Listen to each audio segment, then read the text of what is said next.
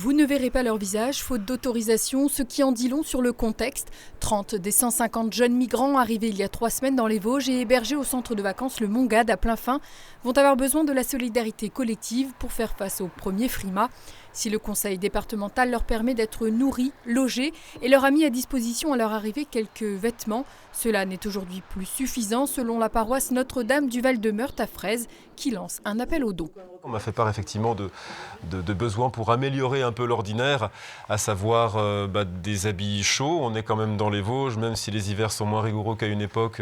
Des bonnets, des écharpes, des gants, et puis aussi des produits d'hygiène, notamment pour les peaux noires qui ont besoin, m'a-t-on dit, moi j'en fais pas l'expérience, mais d'être hydratés. Donc voilà, c'est le sens aussi de l'appel que nous lançons. Pulls, chaussettes et pantalons de survêtement sont également nécessaires. Ces jeunes arrivent d'Afrique, principalement de Côte d'Ivoire, du Cameroun ou encore de Guinée, et ont mis entre 3 mois et 1 an pour rejoindre l'île de Lampedusa.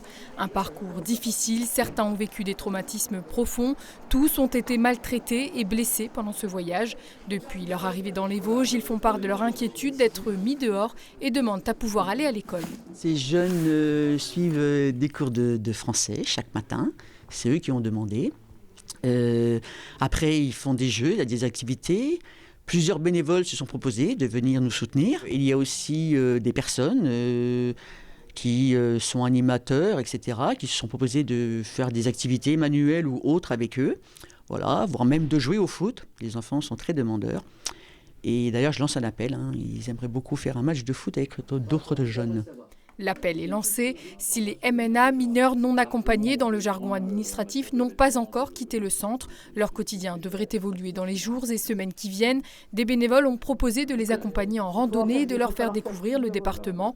Mais suite à la réticence, voire l'hostilité d'une partie de la population quant à leur arrivée, aucune sortie dans les communes de Fraise et Plainfin ne sera proposée. Le personnel du Mongade était inquiet, ce qui est légitime au départ.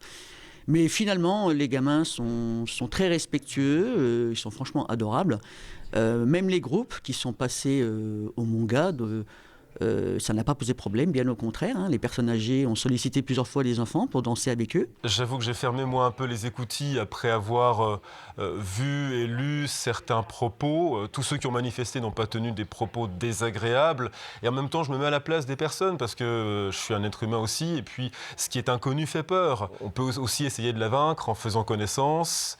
Le pape appelle à un sursaut de conscience, à considérer non pas des numéros, mais des visages, des prénoms et surtout des histoires. Le tout en plein débat au Sénat concernant la loi sur l'immigration. Selon nos informations, les évaluations pour déterminer l'âge de ces jeunes et donc la suite de leur parcours ont débuté via la préfecture des Vosges. Les mineurs pourront être accueillis partout en France, les majeurs étant eux amenés à quitter le territoire. Quant à la collecte, il est possible de déposer des affaires au presbytère de Fraise de 17h à 19h chaque soir de la semaine et le 11 novembre de 14h à 19h.